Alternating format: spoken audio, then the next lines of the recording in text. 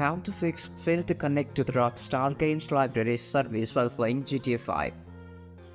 If you're facing this problem, the first thing to do is to go to your run command and type services.msc. Scroll it down. Here you should be able to see Rockstar Game Library Service. Double click on these services and make sure that startup type is automatic, and click on apply and click on OK.